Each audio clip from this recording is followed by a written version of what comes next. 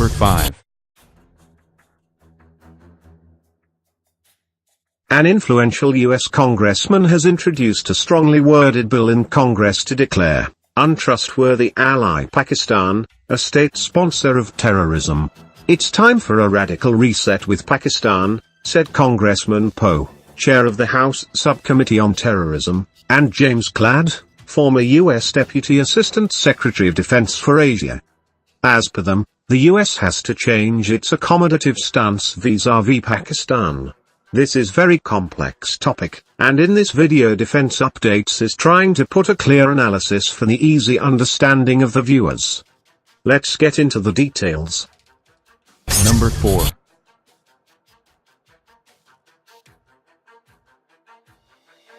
Congressman Ted Poe said, not only is Pakistan an untrustworthy ally, Islamabad has also aided and abetted enemies of the United States for years, he added while introducing the bill, from harboring Osama bin Laden to its cozy relationship with the Haqqani network, there is more than enough evidence to determine whose side Pakistan is on in the war on terror.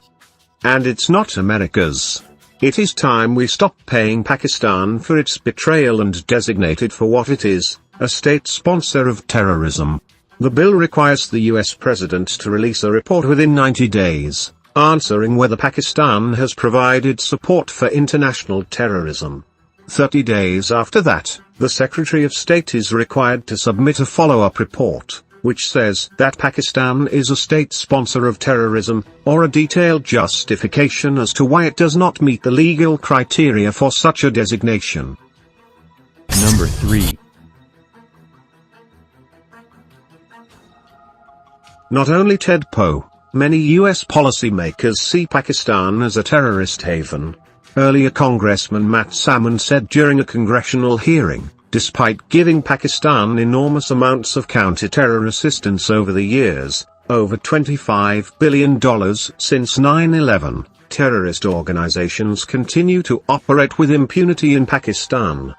Pakistan has used terror as a tool of statecraft, and terrorist proxy groups for the Pakistani military have carried out fatal attacks inside India. Number 2.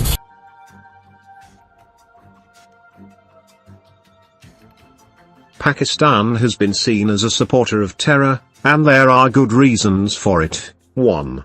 US found Osama bin Laden hiding in a walled compound less than a mile from Pakistan's elite military academy. It does not require one to be exceptionally intelligent to understand that the Pakistani authorities protected him. Hussein Haqqani, the former Pakistani ambassador to US, conceded that someone in Pakistan clearly protected bin Laden from 2006 to 2011. 2. Khalid Sheikh Mohammed, Ramzi bin al-Shab, as well as many senior terrorist leaders like Abu Zubaydah, Abu Alibi and Sheikh Said Masri have all been captured or killed inside Pakistan. 3. The leader of the Afghan Taliban, Mullah Mansour, had been killed by a US drone strike in Pakistan. 4.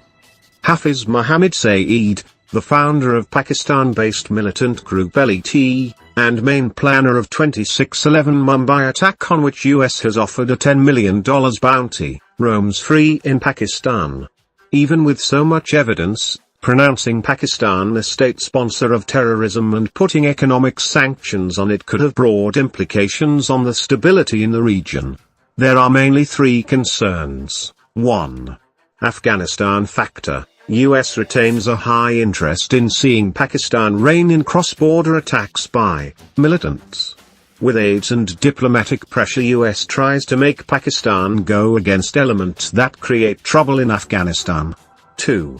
China factor. If US declares Pakistan a state sponsor of terrorism, it will find Pakistan being drawn deeper into Beijing's embrace. China is investing $46 billion in energy, infrastructure and industry investments by 2030. US will never want its influence in Pakistan to reside, and be replaced by China. 3.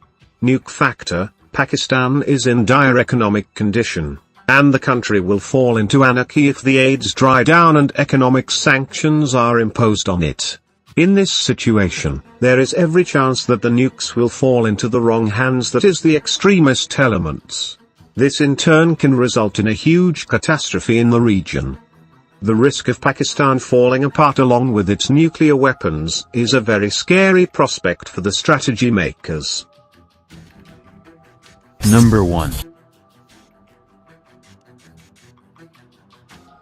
Even if the bill is not passed, introduction of this bill shows the changing mood in US towards Pakistan. The United States established diplomatic relations with Pakistan following the country's creation in 1947. US and Pakistan maintain a partnership that Pakistan says is working to dismantle terrorist networks. Whereas, as per many in US, Pakistan is fooling it, siphoning economic aids and continuing to support cross-border terror elements against India and Afghanistan. Attacks in 2014 on the Karachi airport and on an army school in Peshawar had a catalytic effect across Pakistan and led to the adoption of a 20-point national action plan to counter terrorism, and restored efforts to eliminate safe havens within Pakistan. The United States welcomed Pakistan's pledge to deny any militant group safe haven or the use of Pakistani soil to launch terrorist attacks. Pakistan continues to conduct military operations in the federally administered tribal areas, and other areas of the country to counter domestic terrorism, though most experts believe that these operations are just eyewash, as no high-value targets are ever captured or neutralized. It remains to be seen how Trump administration goes about dealing with Pakistan, keeping in view all the scenarios. Thanks for watching. Subscribe for more videos like this. Hit the like button if you find the video interesting. Kindly provide your feedback in the comment section, this will help us improve.